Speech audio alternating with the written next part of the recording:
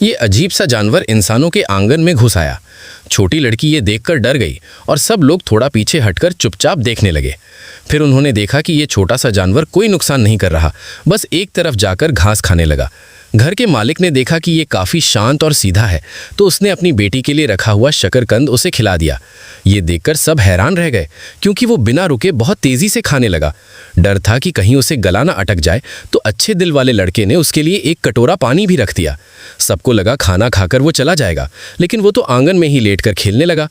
पानी की पाइप काट न दे और लड़की भी उसे पसंद नहीं कर रही थी, इसलिए लड़के ने पाइप से उस पर पानी छिड़का ताकि वो चला जाए। शायद वो डर गया, उसने वहीं आंगन में पेशाब कर दिया और घबराकर भाग गया। लेकिन हैरानी की बात यह थी कि वो अगले दिन फिर वापस आ गया। जब काफ़ी देर तक किसी ने दरवाज़ा नहीं खोला तो वो आंगन में घूमने लगा। फिर वो आराम से गैरेज में भी चला गया, जैसे ये जगह उसी की हो। लड़के ने देखा कि उसमें कोई हमला करने वाली बात नहीं है, उल्टा वो काफ़ी समझदार लगता है। जब लड़का उसे डांटता तो वो धीरे से चला जाता, और जब लड़का बुलाता तो वो सावधानी से पास आ जाता। उसका भोला सा चेहरा देखकर लड़के को उस पर प्यार आ गया। धीरे धीरे लड़का उसकी आदत डालने लगा। भले ही उसे पता नहीं था कि ये कौन सा जानवर है, लेकिन वो अपने तरीके से पूरे परिवार का भरोसा जीत गया। वो अक्सर लड़के के ऊपर चढ़कर बैठ जाता और दोनों पैरों से वहीं खड़े खड़े कदम चलाकर जैसे हाय करता। यहाँ तक कि घर की महिला भी भावुक होकर उसे गले लगाने लगी। लड़का उसे रोज ताज़े फल देता और वो हर बार सब कुछ साफ कर देता। खाने के बाद वो और भी शांत हो जाता, जमीन पर लेट जाता और लड़का उसके बाल संवारता रहता। लड़का उसे कंधे पर उठाकर खेलता भी था, इतना कि अपनी बेटी को भी कभी ऐसा नहीं कराया था। अब वो घर का ज़रूरी हिस्सा बन गया। हर सुबह वो समय पर आंगन में आ जाता।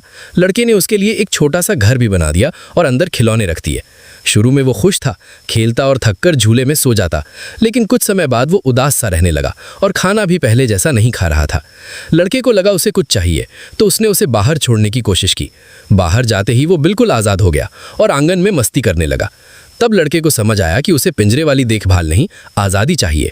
उन्होंने उसे जगह दी, इज्जत दी और वो पहले की तरह आता जाता रहा। अब छोटी लड़की भी उससे नहीं डरती, बल्कि रोज़ उसके आने का इंतज़ार करती है। भले ही किसी को नहीं पता कि वो कौन सी नस्ल का है और कहाँ से आया है, लेकिन अब ये सब ज़रूरी नहीं था।